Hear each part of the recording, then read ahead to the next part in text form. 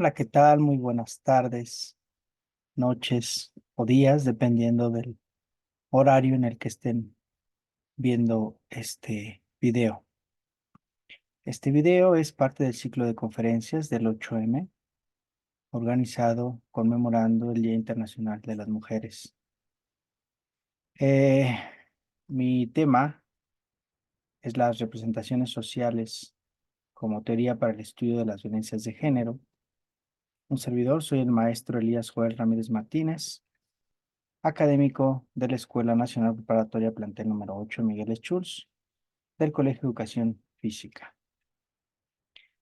Ahorita vamos a iniciar con la presentación y bueno, pues este trabajo que estamos presentando tiene como objetivo tener este espacio de reflexión para platicar sobre una teoría que de forma personal, junto con algunos y algunas compañeras y compañeros, hemos venido trabajando como parte de una indagación. En sí, esto ya es una premisa de lo que se ha venido llevando a cabo. Es sobre una teoría llamada las representaciones sociales. En este caso, pues queremos hablar sobre el género, de tal manera que ayude a esa comprensión de la violencia de género que se pudiera generar en el ámbito educativo. Decimos que se pudiera generar porque obviamente no siempre se genera, ¿no? O sea, esto lo queremos dejar muy claro. Eh, Nosotros sabemos, ahorita considerando esta situación, que existe una violencia de género, está presente en las aulas universitarias y que obviamente pues, se puede ejercer durante el acto educativo. En ese sentido, la intención sería indagar sobre esas representaciones sociales, sobre diferentes aspectos que se tienen sobre el género y ver qué relación tienen sobre la violencia que se está generando por parte de la comunidad universitaria. Específicamente, y como ya lo mencionamos hace un rato, dentro de la Escuela Nacional Preparatoria. Esto podría ayudar mucho a tratar de entender qué está sucediendo. En ese sentido, tenemos que plantear que efectivamente el centro de esta situación es la violencia por cuestiones de género, ¿no? Algo está sucediendo dentro de nuestro ambiente social que eh, mm, no está permitiendo que en este ámbito educativo nos liberemos de esa violencia de género, ¿no? Y el planteamiento que estamos llevando a cabo ahorita es que a partir de una interpretación de las representaciones sociales sobre estos aspectos de género, podrían en un momento dado ayudar a que se pudiera entender qué está sucediendo y por qué se está generando esta violencia por cuestiones de género, ¿no? Por un lado, entender que la violencia de género, en sí cualquier tipo de violencia, pero específicamente también la violencia de género, en un momento dado, a afectar la formación y aprendizaje del estudiantado. Hay varios estudios que hablan al respecto, uno de ellos es el de Cid Díaz y Pérez, que es el que Torruella y Valderrama, que se está citando ahorita aquí en la presentación, donde nos hablan que la formación y el aprendizaje del estudiantado se ve afectado por las violencias. En este caso, hablando propiamente de la violencia de género. Uno de los aspectos importantes que se quieren mencionar es esa legitimación de prácticas que se llevan dentro de este sistema patriarcal y que de alguna manera se piensa que es parte de estos motivos por los cuales se genera la violencia por cuestiones de género, ¿no?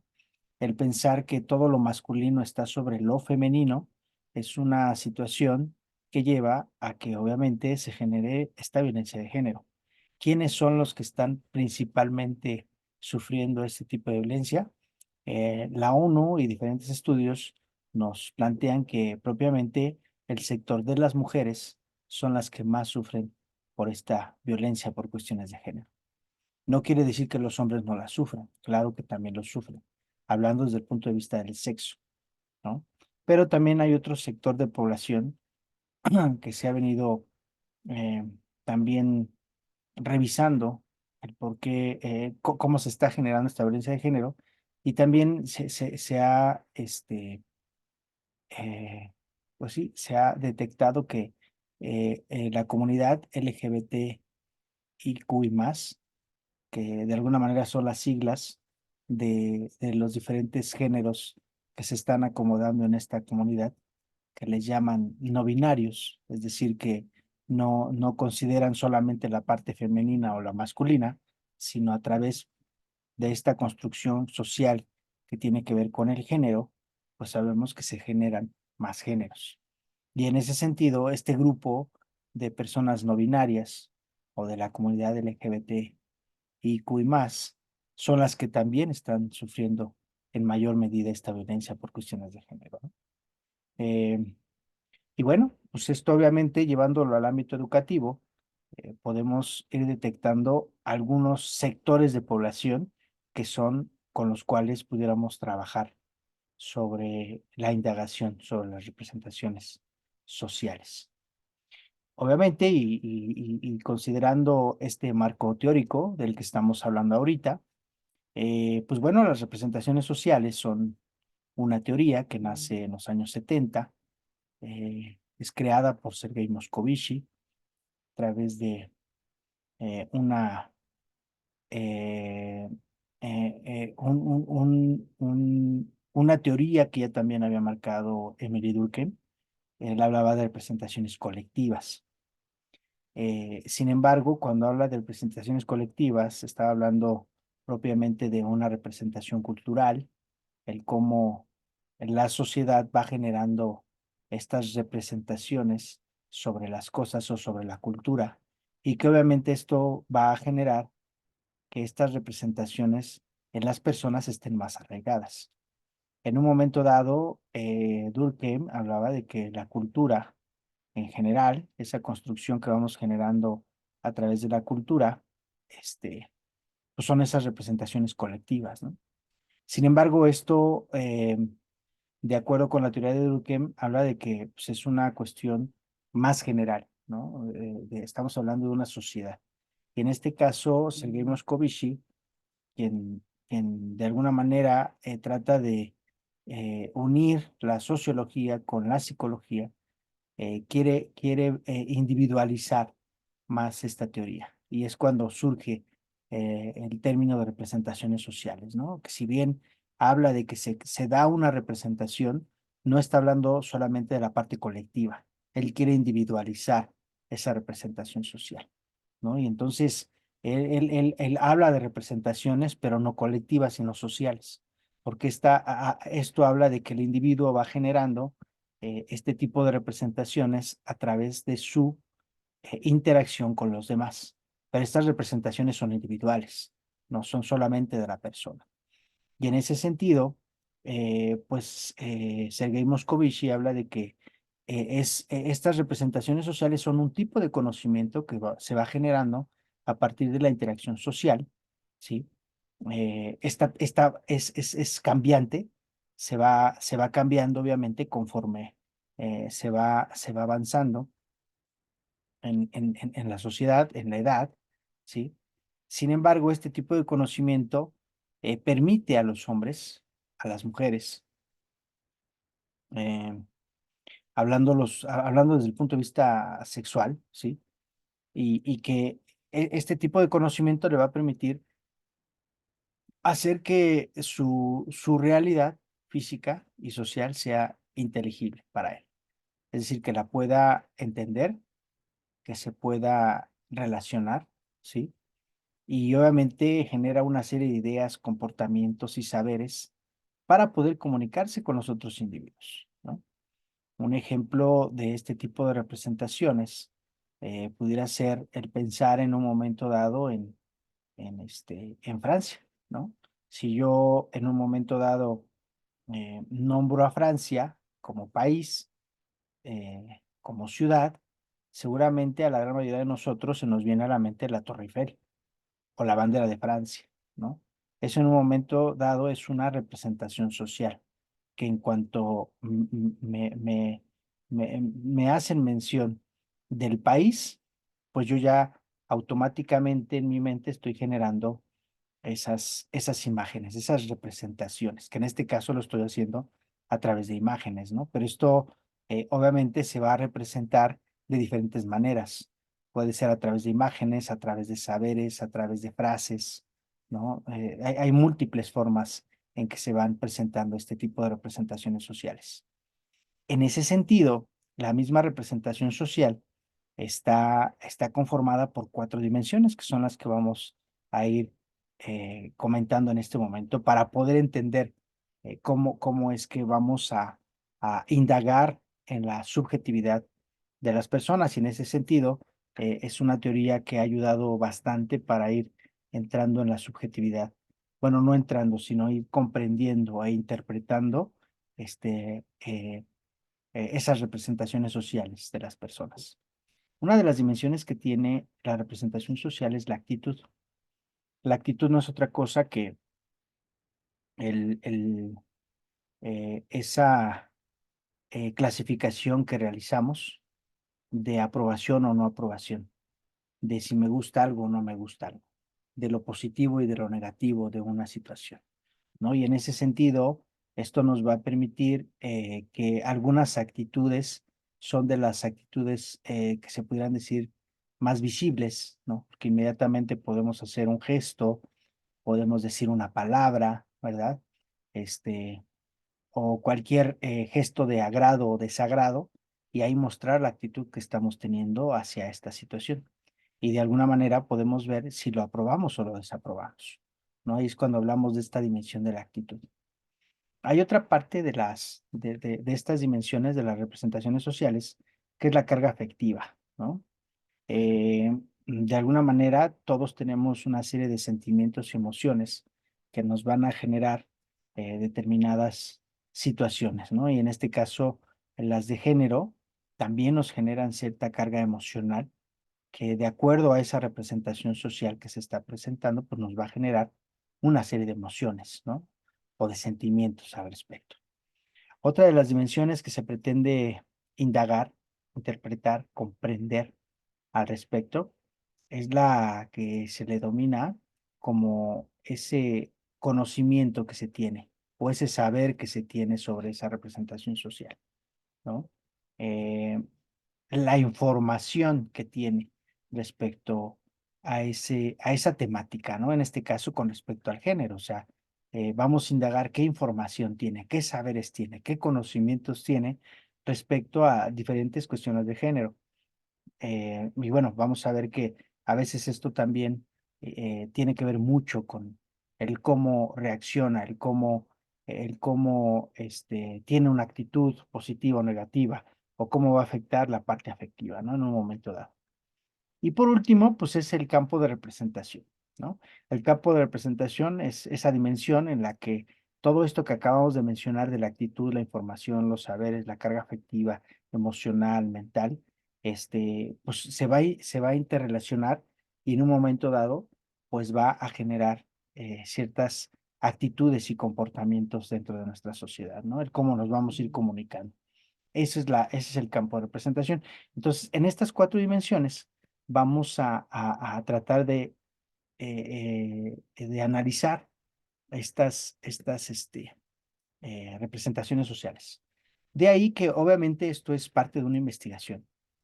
Hace ratito lo comentaba, esta es una premisa de una investigación que ya llevamos a cabo junto con un equipo de trabajo. Y bueno, pues aquí tenemos ya algunas preguntas, ¿no? Que buscamos eh, ir dándole respuesta, ¿no? ¿Cuáles son esas representaciones sociales sobre el género que se van generando en el ámbito educativo, ¿no?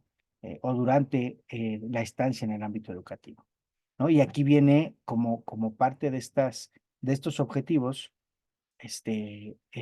unos objetivos específicos que tienen que ver con lo que acabo de mencionar ahorita de las dimensiones, ¿no?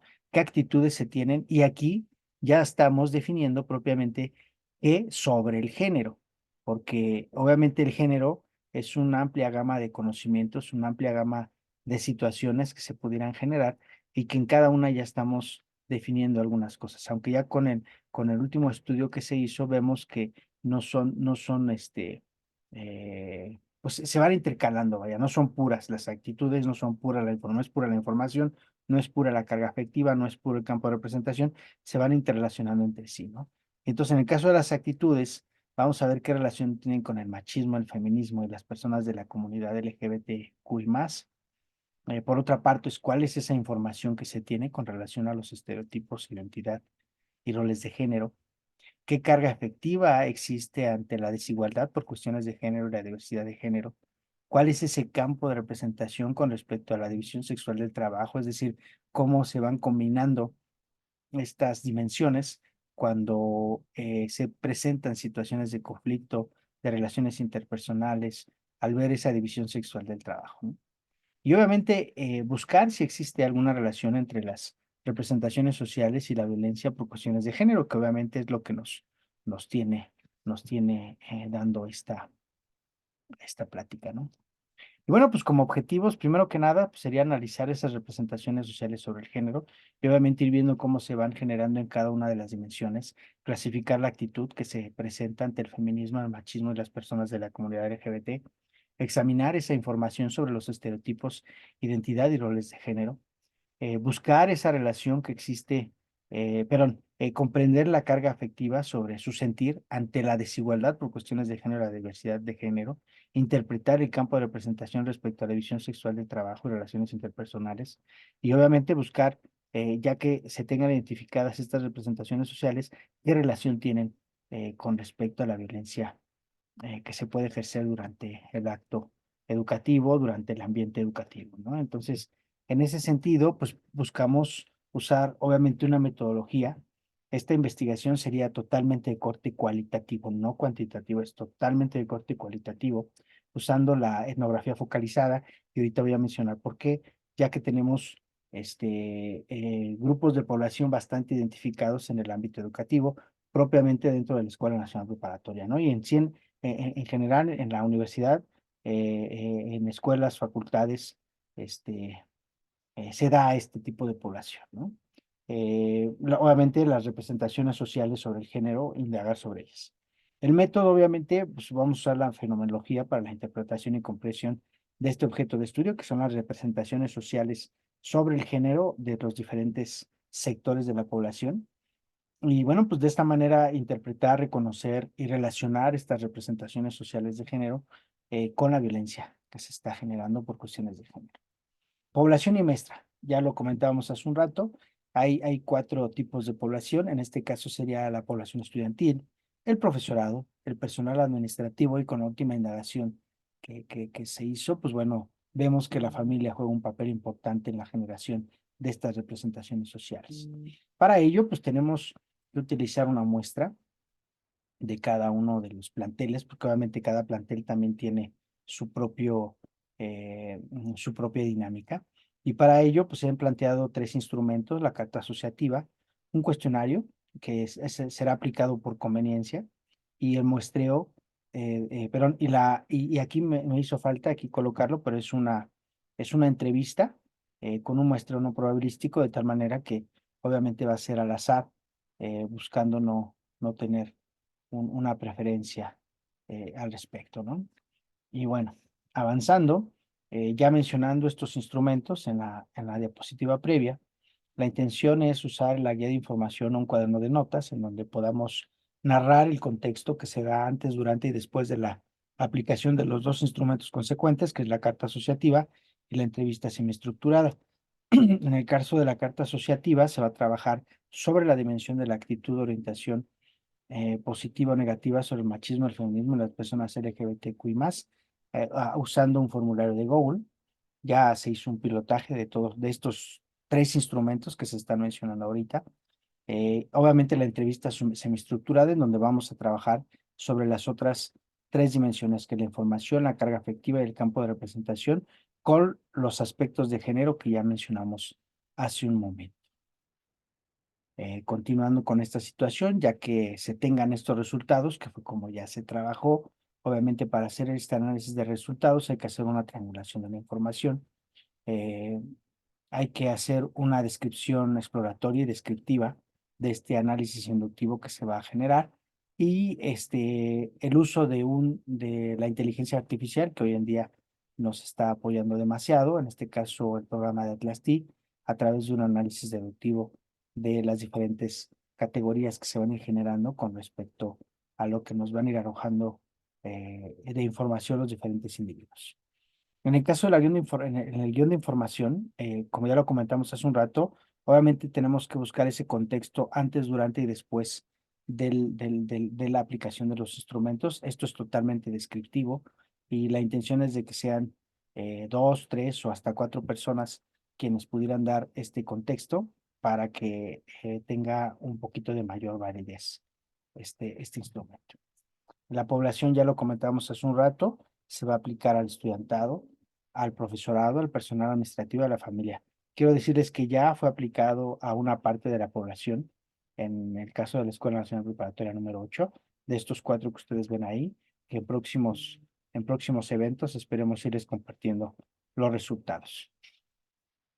Ya lo comentábamos hace un rato, la carta asociativa se aplica a través de un formulario de Google y la intención es ver cuál es esa actitud positiva o negativa que se tiene sobre la comunidad LGBTQI+, sobre el machismo y sobre el feminismo, ¿no? Ver cómo está, cómo se clasifica, ¿no? En un momento dado. A través de las entrevistas semiestructuradas, como su nombre lo dice, es entrevistar a diferentes personas que formen parte de este sector de las poblaciones. Obviamente, los resultados se van a comparar con los diferentes sectores, o sea, no se van a revolver. No es que vaya a ser, que vayamos a agarrar de todo un poco, no. Alumnos con alumnos, profesores profesorado con profesorado, alumnado con alumnado, perdón, personal administrativo con personal administrativo, que me parece que es el sector un tanto más complejo, y con las familias, ¿no? O sea, no es revolver, sino ir trabajando con cada uno de los sectores de la población, que es precisamente el futuro de esta propuesta de investigación. Y bueno, como lo mencionamos hace un rato, en la entrevista se van generando una serie de preguntas, primero buscando indagar sobre la información, identidad, estereotipos y roles de género, sobre la identidad, es decir, vamos a indagar sobre qué información tiene respecto a la identidad de género, es decir, cuando la identidad no corresponde al sexo de los individuos y todo lo que conlleva. En el caso de los estereotipos, es reconocer qué información se tiene respecto a los estereotipos de género que se encuentran arraigados en su comunidad, es decir, cómo se reproducen estas ideas propias de lo que se considera masculino y lo que se considera femenino. Por último, en cuestión de los roles de género, es indagar sobre esa información que se tiene respecto a los roles de género, es decir, a cómo se instauran estos roles en la comunidad y describir qué tanto se aceptan, ¿no? La otra parte, que es la carga afectiva, ya mencionábamos hace un rato, es reconocer esa carga afectiva que genera entre la población la desigualdad de género, es decir, cuando se es testigo o se enteran de que se presenta desigualdad de género en su comunidad, pues qué sucede con esa carga afectiva, qué emociones, qué sentimientos le genera a las personas, ¿no? Obviamente ahorita estamos separando cada uno, pero al momento de las entrevistas, de acuerdo a lo que ya se hizo, vemos que pues se van combinando, ¿no? La carga afectiva me arroja información, también me arroja cierta actitud, pero bueno, esto de alguna manera nada más nos permite tener esta metodología de ir trabajando cada uno de estos aspectos de género con los que se quiere indagar, ¿no? Por último, en esta dimensión está la diversidad, que sería comprender qué carga afectiva se genera cuando se encuentra en un ambiente de diversidad, es decir, que salen del sistema binario de masculino y femenino, de tal forma que se puedan convivir con otras opciones de género, ¿no? Como la lesbiana, los gays, los bisexuales, los transexuales, entre otros. ¿Qué sucede, no? Cuando las personas están conviviendo con esta comunidad, ¿no? Por último, pues hablando de las entrevistas, el campo de representación, del campo de representación, hablando de los conflictos, la diversidad sexual del trabajo y las relaciones interpersonales. Es decir, ver cómo actúa en la combinación de todas estas dimensiones ante situaciones de conflicto, obviamente hablando con un aspecto de género. Cómo actúa cuando se es testigo de un patrón tradicional patriarcal en donde las mujeres se mantienen en lo privado y encargadas de labores del hogar, cuidados, obviamente sin ninguna remuneración, en el caso de los hombres en lo público, ¿no? Encargados de llevar el mayor sustento a la casa y que obviamente son los que de alguna forma tienen más, eh, eh, en un momento dado más esas posibilidades de desarrollo en el ámbito laboral, ¿no? ¿Qué está sucediendo y cómo relacionan estas dimensiones las personas? Y por último, en cuanto a las relaciones interpersonales, si cómo se interrelacionan cuando se genera esta interrelación personal, por la redundancia, ¿no? Sin importar el género, ¿no? Al que pertenezcan las personas. Y bien, pues les agradezco mucho su escucha. Estoy compartiendo en este momento las diferentes referencias que, que se, que se consultaron para el desarrollo de este trabajo. Y bueno, no voy a llegar a la última, voy a regresar un poquito a las últimas, bueno, a las primeras diapositivas, de tal manera que pues podamos ver que estas representaciones sociales como teoría nos pudieran ayudar bastante a comprender, a entender eh, qué está sucediendo con la violencia de género en nuestros planteles y que ojalá nos pueda dar luz para poder irla previniendo o erradicando como parte de este trabajo que estamos realizando como grupo de académicos que está muy preocupado por este tipo de situaciones que se están presentando en nuestra universidad, erradicar esa violencia de género y también en lo personal como persona orientadora comunitaria que también soy y me encuentro actualmente activo trabajando, buscando esa erradicación de las violencias de género. Agradezco mucho su escucha, esperando pueda servir esta pequeña información y que estén atentos en próximos videos respecto a lo que se está haciendo y en la promoción de los primeros resultados que ya salieron al respecto. Agradezco mucho su escucha. Muchas gracias.